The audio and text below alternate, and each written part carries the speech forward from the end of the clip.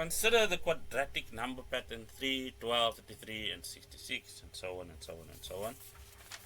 Write down the value of the next term of the quadratic number pattern. So we have 3, 12, 33, 66.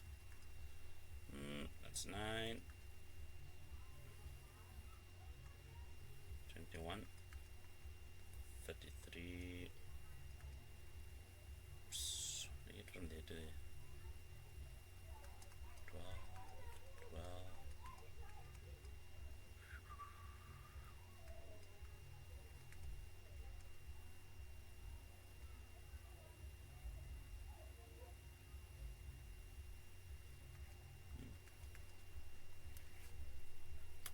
There we go.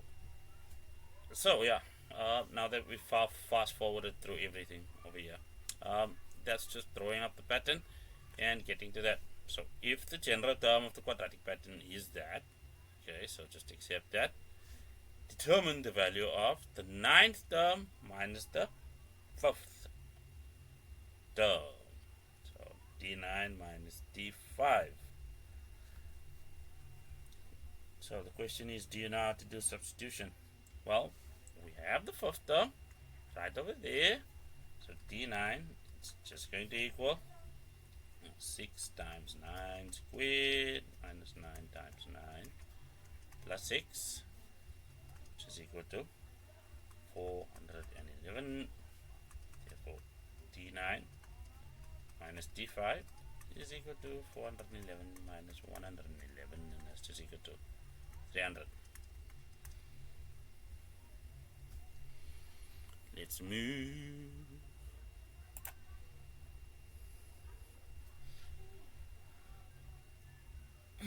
The following information of a quadratic pattern is given. The general term has the form a(n squared plus bn plus 1.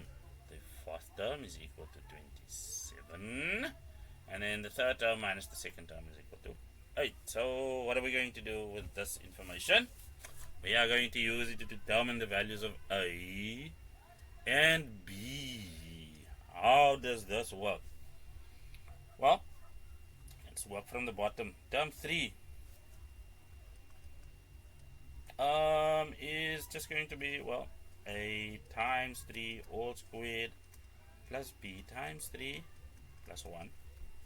Because we did a thing, so that's just going to equal 9a plus 3b plus 1, and then of course we know that if we subtract the 2nd term, we get 4a plus 2b plus 1.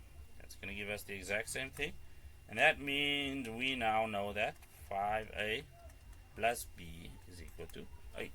So let's just stop there. Okay. So remember, I took the value 3 and subbed it in here. That gave us this. Now if I want to do the same thing with the 2, I'm going to get that. Why? Because they say T3 minus T2 is equal to that. So there we have that. 9 minus 4 gives us 5. And then 3 minus 2 gives us 1, and 1 minus 1 gives us 0. And they tell us that it's equal to 8. So there, I got one equation. So first things first, a little bit of cleanup over here.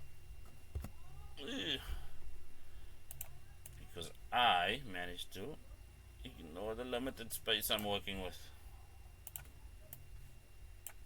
Also, now, term 4 is equal to, well, a times 4 all squared plus b times 4 plus 1. And that's equal to, well, 27. So let's have a look at that. That tells us that 16b plus 4.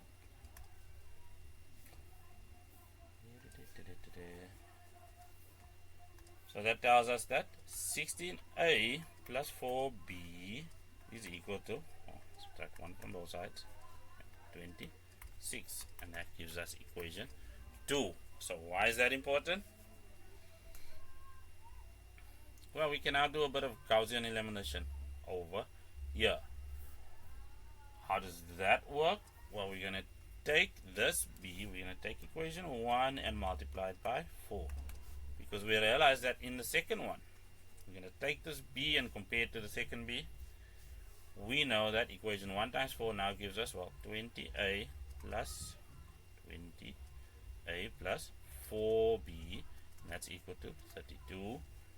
And then equation 2 we can leave as is. That's just going to be 16a plus 4b, that's equal to 26. And then we'll just say that this is equation 3, and then we'll have 3 minus 2, all equal to, well, 20 minus 16 gives us 4 what? 4a. Well, the point was to eliminate the b's.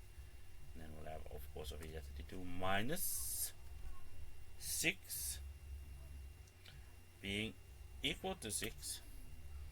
And then from there, we can save this over here and say that a is equal to 3 over 2.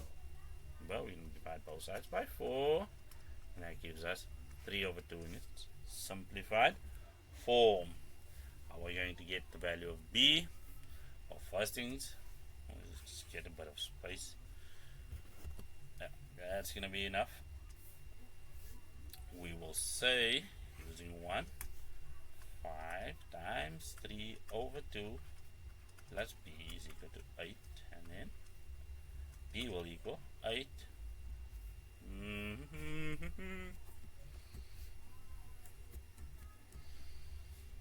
8 minus, well, what is that? 15 over 2. Therefore,